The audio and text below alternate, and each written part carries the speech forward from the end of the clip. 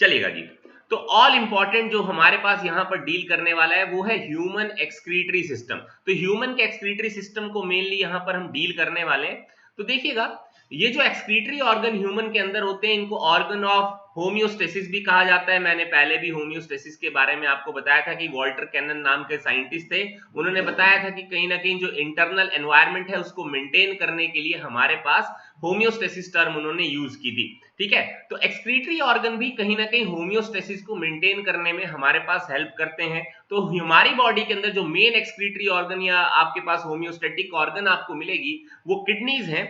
तो इनको principal excretory organ के नाम से जाना जाता है। लेकिन कुछ एक सर्टेन आपके पास एक्सक्रीटरी ऑर्गन और भी होते हैं जिनका प्राइमरी फंक्शन कुछ और होता है और सेकेंडरी वो कहीं ना कहीं आपके पास में एक्सक्रीटरी वेस्ट को रिमूव करने में आपको हेल्प करते हैं।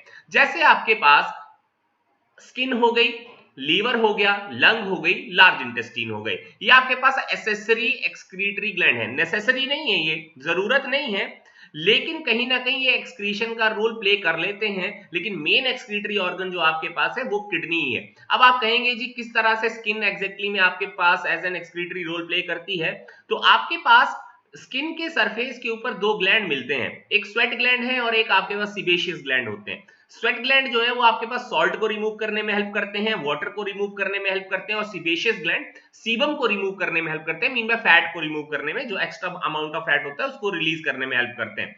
लीवर जो है वो आपके बिलीरुबिन और बिलीवर्डिन, क्योंकि वो भी एक टॉक्सिक इंग्रेडिएंट है तो उसको रिमूव करने में कहीं ना कहीं तो वो भी हेल्प कर रहा है। लंग है वो कार्बन डाइऑक्साइड को रिमूव करने में हेल्प करती है। देखिए फिर से इसका एक पर्टिकुलर रोल एक्सक्रीशन के अंदर भी आपको मिल गया। लार्ज इंटेस्टीन का रोल है जो आपके पास एक्स्ट्रा अमाउंट ऑफ मिनरल जो बॉडी की जरूरत नहीं होती है उसको ये निकालकर बाहर फेंक देती है। तो कहीं ना कहीं ये चार organ that is skin, liver, lung और लार्ज इंटेस्टीन जो है ये भी कहीं ना कहीं आपको रोल प्ले करते हुए नजर आएगी। किसके अंदर? एक्सक्रीशन के अंदर। प्राइमरी रोल इनका कुछ और है, सेकेंडरली ये function excretion of the particularly substances को करने की कोशिश करते हैं जो हमारी बॉडी की जरूरत नहीं है। तो ये इंपॉर्टेंट है जी, ये कभी कभार आपसे क्वेश्चन पूछ लिया जाता है कि किडनी के अलावा कौन से आपके पास ऑर्गन है जो एक्सक्रीटरी ऑर्गन की तरह आपको बिहेव करते हुए नजर आएंगे। चलिएगा, तो ह्यूमन के एक्सक्रीटरी सिस्टम में जो मेन आपके पास ऑर्गन है वो किडनी है। तो देखिए दो आपके पास किडनीज होती है, mean by a pair of kidney है जिसमें ब्लड सप्लाई बहुत ज्यादा एनरिच्ड होती है, उसको भी हम डील करेंगे कि कहां कहां है। इसके अलावा ये जो किडनीज है इनसे निकलकर आपके पास में जो चीज निकल कर आएगी जिसके थ्रू आपके पास यूरिन एक जगह से दूसरी जगह मूव कर आएगा वो कंडक्टिंग सिस्टम है यहाँ पर। तो उसमें आपके पास में आते हैं अ पेयर ऑफ यूरेटर, इसके अलावा यूरिनरी ब्लैडर जहां पर आपके यूरिन की स्टोरेज होगी, और यूरेथ्रा जिस चैनल के थ्रू यूरिन जो है वो बाहर आपके पास में एनवायरनमेंट में थ्रो आउट किया जाएगा। ठीक है जी, तो ध्यान दीजिएगा किडनीज के बारे में डिस्कशन होगी, यूरेटर्स के बारे में डिस्कशन होगी, यूरिनरी ब्लैडर के बारे में डिस्कशन होगी और यूरेथ्रा के बारे में डिस्कशन होगी। तो सबसे पहले देखेंगे हम that is the location and the structure of kidney. देखिए सबको मालूम है और मैं बहुत छोटे छोटे वर्ड्स आपको यूज कर दूंगा तो भूलिएगा मत। देखिए क्या चीज लिखता है यहां पर, हो सकता है आपको ये चीज ना मिले और हो सकता है समझ भी ना आए। देखिए लेकिन मैं आपको कॉमन भाषा में इसको समझाने की कोशिश, हमें मालूम है दो किडनी है। अब जो हमारे पास दो किडनी है, जो राइट वाली किडनी है आपकी वो थोड़ी लोअर पोजीशन होती है as comparison to a left kidney. Mean by left kidney जो है वो आपके पास थोड़ी ऊपर है और राइट वाली किडनी थोड़ी नीचे है। कारण क्या है कि राइट किडनी आपके पास नीचे है और लेफ्ट वाली ऊपर है? उसका कारण है कि राइट साइड के ऊपर आपके पास में लार्जेस्ट विसरल ऑर्गन है जिसका नाम है लीवर, और लीवर के साइज के बड़ा होने की वजह से राइट साइड वाली किडनी को धक्का देकर नीचे पोजीशन किया नेचर ने, और लेफ्ट वाली किडनी आपको ऊपर इसलिए दिखाई पड़ रही है क्योंकि उस साइड की ओर को लीवर ना होकर एक छोटा ऑर्गन है जिसका नाम है स्प्लीन। तो इसीलिए आपके पास जो किडनीज हैं, राइट वाली किडनी लोअर पोजीशन है as comparison to a left वाली किडनी। सेकंड इंपॉर्टेंट पार्ट क्या है जी, किडनी होती है ये मीजोडर्मली ओरिजिनेट करती है, हमें वैसे ही मालूम है जो ऑर्गन्स होते हैं वो मीजोडर्मली ही ज्यादातर डिराइव्ड होते हैं। लेकिन एक वर्ड यहां पर यूज किया हुआ है, जरा ध्यान देते हुए चलिएगा, वो है रेट्रोपेरिटोनियली प्लेस्ड। वर्ड पे ध्यान दीजिएगा, रेट्रोपेरिटोनियली प्लेस्ड है। रेट्रो का मतलब होता है पीछे पेरिटोनियम के। ठीक है, तो पेरिटोनियम क्या थी आपके पास? गैस्ट्रोइंटेस्टिनल ट्रैक या आपके पास स्टमक की एक प्रोटेक्टिव लेयर थी, उस प्रोटेक्टिव लेयर के पीछे है। तो ध्यान दीजिएगा रेट्रोपेरिटोनियली आपके पास में प्लेस्ड किडनी होती है। ध्यान दीजिएगा, आपने बहुत कॉमनली अगर एक चीज नोट की हो तो जिन लोगों को रीनल स्टोन होते हैं, किडनी के अंदर आपके पास स्टोन्स होते हैं, तो उनको फ्रंट पर पेन नहीं होती है कभी। Mean by ventral side of the body में उनको कभी पेन नहीं होगी, डॉर्सल साइड की ओर को होती है, पीछे की साइड को पेन रहती है, आगे की साइड की ओर को ट्रांसमिट नहीं होती है। तो इसका मतलब है किडनी जो है वो आपके फ्रंट पर प्लेस्ड नहीं है, बैकवर्ड प्लेस्ड है और पेरिटोनियम के पीछे है। इसीलिए हमने इसको एग्जैक्टली में लिखा रेट्रोपेरिटोनियली प्लेस्ड किडनीज हैं आपकी बॉडी के इनसाइड में। अब इंपॉर्टेंट क्या है जी, अगर हमें ये पता करना हो कि एग्जैक्टली में किडनी की प्लेसमेंट जो वो कहां पर मिलती है, तो वर्टिब्रल कॉलम के आपके पास जो लेवल्स हैं T12 that is thoracic vertebrae number 12, L1 और L2, तो ध्यान दीजिएगा इसके बीच में आपके पास किडनी लाई करती हुई आपको नजर आएगी, तो भूलिएगा मत। Thoracic vertebrae number 12, lumbar vertebrae number 1 और लंबर वर्टिब्रे 2 के बीच में आपके पास लेटरली आपको किडनी की प्लेसमेंट मिलेगी। अब किडनी की जो शेप आपको नॉर्मली नजर आती है वो बीन शेप्ड है, तो बीन तो सबने देखी होगी जी आपके पास में, तो बीन शेप्ड आप राजमा तो देखा होगा, तो राजमा की शेप की आपके पास किडनीज होती हैं, ये डार्क रेड है और इनका जो नॉर्मली साइज आपको मिलेगा ये 10 सेंटीमीटर लॉन्ग होती हैं, 5 सेंटीमीटर आपके ब्रॉड है और 4 सेंटीमीटर आपके थिकर होती है। साइजेस से आपको कोई लेना देना नहीं है, लेकिन जो वर्ड आपने ध्यान रखना है वो है आपका रेट्रोपेरिटोनियली प्लेस्ड किडनी है at a level of a vertebral column that is T12, L1, L2। Clear हो गया जी, तो ये इंपॉर्टेंट है। अब जरा ध्यान देते हुए चलिएगा, ये जो हमने हमारी किडनीज हैं, क्योंकि ये पीछे की ओर को प्लेस्ड हैं, रेट्रोपेरिटोनियली प्लेस्ड हैं, तो हमारे पास जो पर्टिकुलर रिब्स होते हैं जिनको हम फ्लोटिंग रिब्स के नाम से जानते हैं, that is the 11th and 12th pair, जो आपके पास वर्टिब्रल कॉलम से अराइज तो होते हैं लेकिन स्टर्नम के साथ में या किसी और दूसरी रिब के साथ जुड़ने के लिए फ्रंट पर नहीं आते हैं। तो वो वाले जो आपके पास फ्लोटिंग रिब्स होते हैं वो कहीं ना कहीं इन किडनीज को प्रोटेक्ट करने में आपकी मदद करते हैं, तो ये पक्का से आपने ध्यान देते हुए चलना है क्योंकि ये भी एक इंपॉर्टेंट फीचर है। तो देखिए, जो मैंने अभी थोड़ी देर पहले कहा था कि लेफ्ट किडनी जो है स्लाइटली हायर होती है राइट किडनी के, वो भी यहाँ पर चीज लिखी हुई है, तो ये भी आपने भूलनी नहीं है। इसके अलावा जरा ध्यान दीजिए क्या लिखता है, concave side of each kidney faces inwards whereas the convex side faces outwards. ये भी हम थोड़ी देर में आपके पास यहां पर दिखाएंगे जो डायग्राम होगा। देखिए नेक्स्ट पार्ट देखिएगा, एक पर्टिकुलर ऐसा प्लेस जहां से आर्टरी वेन नर्व जो है वो आपके पास में यूरेटर एंटर भी करता है और आपके पास एग्जिट भी करता है, उस प्लेस को किडनी के अंदर हाइलस के नाम से जाना जाता है। ध्यान दीजिएगा, किसी और जगह पर भी, बॉडी के किसी और जगह पर भी अगर आप हाइलस वर्ड यूज करते हैं, तो हाइलस एक पर्टिकुलर ऐसा प्लेस है जहां से artery vein lymphatic supply nerve supply या कुछ एक सर्टेन और भी जो ड्रेनेज या कंडक्टिंग पोर्शंस होते हैं वो वहीं से एंटर करते हैं और वहीं से एग्जिट करते हैं, हाइलस उसी को कहा जाता है। तो ये किडनी हाइलस है, यहां से आर्टरी वेन नर्व यूरेटर जो है वो आपके एंटर करती है और एग्जिट भी इसी के थ्रू ही करती है। अब क्या लिखता है जी, एक्सटर्नली जो किडनी है that is being covered by a layer of a fibrous connective tissue that is being termed as the renal capsule. ध्यान दीजिए कि आपके पास किडनी जो है उसको एक पर्टिकुलर फाइब्रस कनेक्टिव टिश्यू ने आपके पास कवर कर रखा हुआ है जिसको रीनल कैप्सूल के नाम से जानते हैं। और आपको एक चीज और याद होगी अगर, तो मैंने कहा था कि रीनल या पर्टिकुलर जो किडनीज हैं उनको प्रोटेक्ट करने के लिए आपके पास एक पर्टिकुलर लेयर होती है एडिपोसाइट्स की। तो हमने याद है कि एडिपोस टिश्यू की एक पर्टिकुलर चीज के बारे में बताया था कि किडनी को प्रोटेक्ट करने के लिए कहीं ना कहीं आपके पास एडिपोस टिश्यू जो है वो मदद करता है, क्योंकि वो एज एन शॉक एब्जॉर्बर की तरह काम करता है और इंसुलेटर की तरह काम करता है कि कहीं ना कहीं किडनीज को कोई ऐसा शॉक ना लग जाए कि जिसकी वजह से किडनी की आपके पास जो फंक्शनैलिटी है वो लॉस हो जाए। तो ध्यान दीजिएगा, renal capsule that is the fibrous connective tissue के अलावा भी आपके पास एक लेयर और है जिसको आपके पास एडिपोस कनेक्टिव टिश्यू लेयर कहा जाता है, जो एज सच में किडनीज को प्रोटेक्ट करती है, शॉक से बचाने में हेल्प करती है और इंसुलेटर की तरह बिहेव करने में एक तरह से हेल्प करती हुई नजर आती है। तो ये भी भूलना नहीं है। अब किडनीज फंक्शन कैसे करती हैं, तो किडनी को फंक्शन करने के लिए उसके अंदर आपके पास स्ट्रक्चरल और फंक्शनल यूनिट पड़ी हुई है जिसका नाम है नेफ्रॉन। सबको इसके बारे में मालूम है।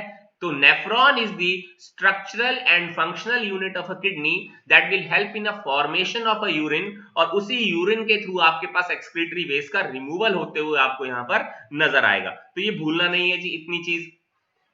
हमें मालूम है कि nephron structural and functional unit of kidney है, तो क्या लिखता है जरा ध्यान दीजिए।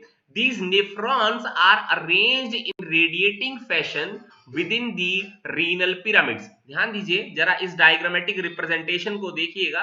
तो ये आपके पास में जो पर्टिकुलर स्ट्रक्चर्स आपको दिखाई पड़ रहे हैं, जिसमें आपको मार्किंग है इन लाइंस की, ये आपके पास मेडुलरी पिरामिड्स हैं या इनको रीनल पिरामिड्स कहा जाता है। ध्यान दीजिए, तो नेफ्रॉन बेसिकली इसी पर्टिकुलर रीजन के अंदर आपको वर्क करती हुई नजर आएंगी। इसका मतलब ये नहीं है कि कहीं ना कहीं इसके बाहर आपको काम करती हुई नजर नहीं आती है, लेकिन मेनली आपको इसी पर्टिकुलर रीनल पिरामिड्स के अंदर ही वो वर्क करती हुई आपको नजर आएगी। क्लियर? चलें, सेकंड पार्ट क्या लिखता है। Urine is produced by each nephron empties into a collecting duct. तो जितना भी यूरिन नेफ्रॉन के द्वारा आपका बनाया जाएगा वो अल्टीमेटली कहां पर एम्प्टी होगा, इनटू अ कलेक्टिंग डक्ट। ये भी आपको चार चीज ध्यान रखनी है। उसके बाद जो कलेक्टिंग डक्ट होती हैं उनसे यूरिन पास होता हुआ रीनल पेपिला तक पहुंचता है और रीनल पेपिला से होता हुआ रीनल कैलिसिस तक पहुंचता है। तो ध्यान दीजिए यहां पर माइनर कैलिसिस के बारे में डिस्कशन की हुई है और मेजर कैलिसिस के बारे में डिस्कशन की। तो ये जो छोटे छोटे आपको ओपनिंग्स दिखाई पड़ रही हैं ये आपके पास कहलाती है माइनर कैलिसिस है, और ये जो बड़ी ओपनिंग आपको नजर आ रही है ये वाली, ये है मेजर कैलिक्स। ठीक है, तो आपके पास हुआ क्या, जो यूरिन नेफ्रॉन ने बनाया वो कलेक्टिंग डक्ट में गया। कलेक्टिंग डक्ट से होता हुआ आपके पास वो पर्टिकुलर जो यूरिन है, ये आपका जो टर्मिनल पोर्शन है रीनल पिरामिड का, ये आपके पास कहलाता है रीनल पेपिला। तो यहां तक पहुंचेगा, रीनल पेपिला से होता हुआ जाएगा माइनर कैलिक्स में, माइनर कैलिक्स से होता हुआ जाएगा मेजर कैलिक्स में, और मेजर कैलिक्स से होता हुआ ये जो पर्टिकुलर आपके पास पूरा बड़ी ओपनिंग दिखाई पड़ रही है इसका नाम है रीनल पेल्विस, इस रीनल पेल्विस में चला जाएगा। रीनल पेल्विस से होता हुआ यूरेटर में जाएगा, यूरेटर से होता हुआ यूरिनरी ब्लैडर में जाएगा, और यूरिनरी ब्लैडर से होता हुआ यूरेथ्रा के थ्रू आपके पास बॉडी से बाहर आ जाएगा। फिर से देखिएगा कि पैसेज ऑफ द यूरिन किस तरह से हो रही है। देखिए नेफ्रॉन ने यूरिन बनाना है, ये हमें मालूम है बिल्कुल। तो आपके पास ये जो नेफ्रॉन है ये बेसिकली रेडिएटिंग फैशन में रीनल पिरामिड्स के अंदर आपको नजर आ रही हैं। इन मेडुलरी पिरामिड या रीनल पिरामिड की जो टर्मिनल पोर्शन है उसको हमने क्या कह दिया, that is particular renal papilla.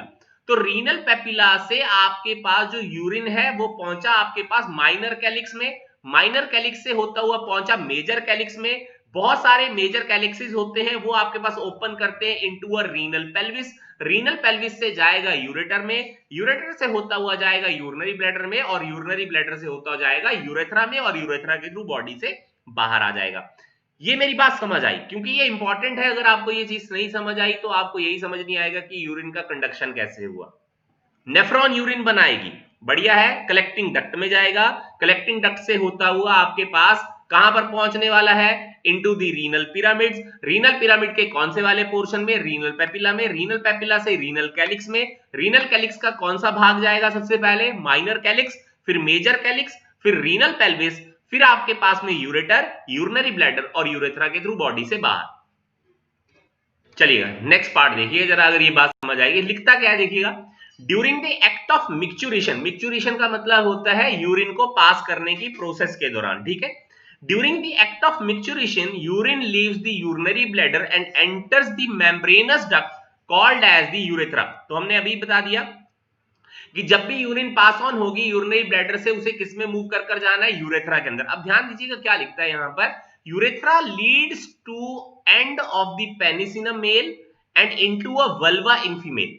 तो फीमेल में आपके पास पीनिस नाम का कोई पर्टिकुलर आपके पास इरेक्टाइल टिश्यू नहीं होती है, फीमेल में वल्वा में आपके पास यूरेथ्रा की ओपनिंग होने वाली है। लेकिन मेल्स में जरा ध्यान दीजिएगा, यूरेथ्रा के तीन पार्ट होते हैं, प्रोस्टेटिक, मेम्ब्रेनस और पिनाइल यूरेथ्रा। लेकिन प्रोस्टेटिक यूरेथ्रा और पिनाइल यूरेथ्रा जो है वो फीमेल के अंदर आपके पास एब्सेंट मिलती है।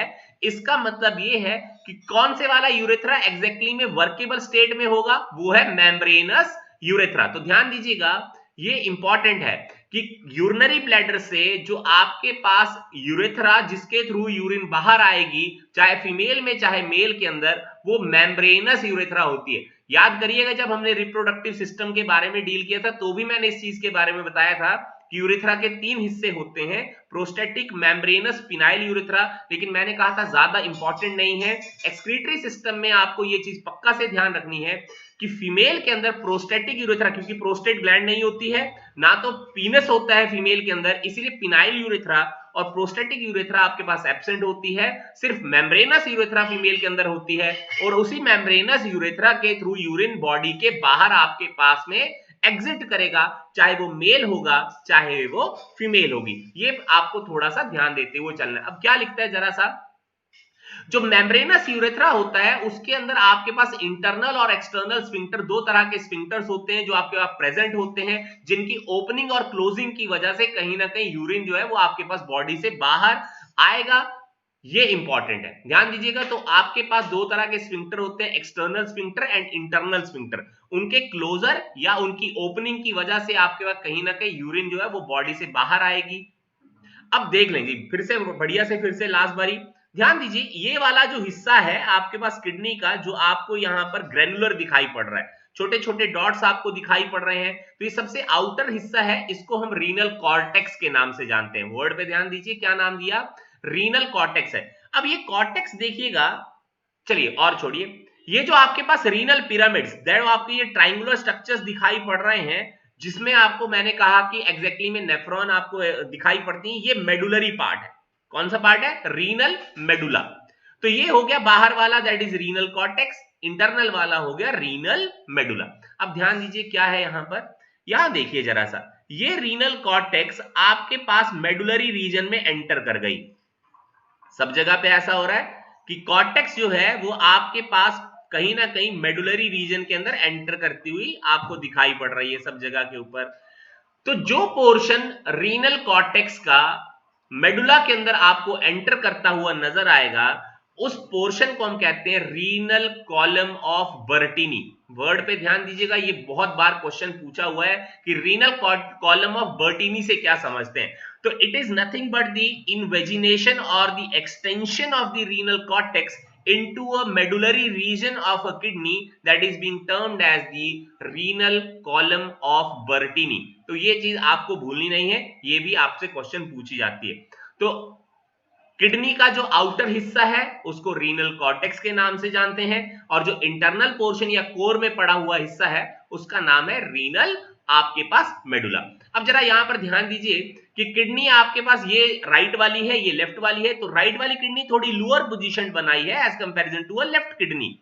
सिंपल सी वर्डिंग है, मैंने भी यही चीज कही थी। अब किडनी से आपके पास जो यूरिन है वो यूरेटर्स के थ्रू मूव करता हुआ आपके पास कहां तक पहुंचा, into the urinary bladder.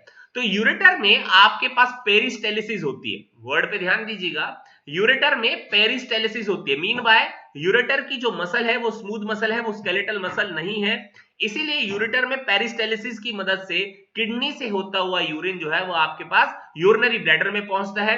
Urinary bladder के अंदर खासियत है इस यूरिन को स्टोर करने की, जब तक ये हाफ फिल नहीं हो जाएगा आपके पास यूरिनरी ब्लैडर, तब तक आपके पास अर्ज नहीं आएगी कि यूरिनेशन के लिए जाना है। तो हाफ फिल्ड जब तक यूरिनरी ब्लैडर नहीं होगा तब तक यूरिन करने की या मिक्चुरेशन की एक अर्ज आपको नहीं आने वाली है। तो याद रखिएगा कि यूरिनरी ब्लैडर की एक खासियत हमने पहले भी पढ़ी थी और मैंने कहा था वो बहुत ज्यादा इंपॉर्टेंट है, वो है यूरिनरी ब्लैडर की एपिथेलियम। तो एपिथेलियम का नाम था ट्रांजिशनल एपिथेलियम। तो ट्रांजिशनल एपिथेलियम में आपके पास कहीं ना कहीं बेसमेंट मेम्ब्रेन की एब्सेंस होने की वजह से जो सेल्स होते हैं वो अपनी शेप को मॉडिफाई कर सकते हैं। कभी कभार वो कॉल्यूमिनर होते हैं, तो कॉल्यूमिनर से आपके पास क्यूबॉइडल नजर आते हैं, क्यूबॉइडल से कभी कभार स्ट्रेच हो सकते हैं, तो वो कॉल्यूमिनर नजर आते हैं। जिस पर्टिकुलर बेसमेंट मेम्ब्रेन की एब्सेंस होने की वजह से कहीं ना कहीं इस पर्टिकुलर एपिथेलियम में स्ट्रेचेबिलिटी की पावर आ जाती है।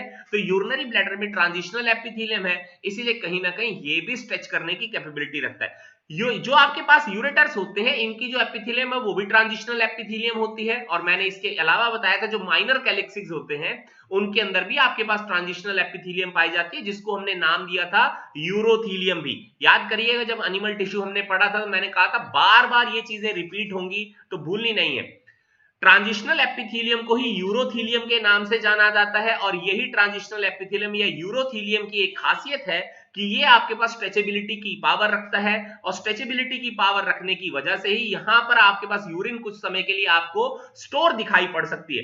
तो यूरिनरी ब्लैडर से होता हुआ यूरिन थ्रू दी यूरेथ्रा जो है वो बॉडी से बाहर आएगा। ये एक इंपॉर्टेंट पार्ट है, आपको यहां से भूलना नहीं है।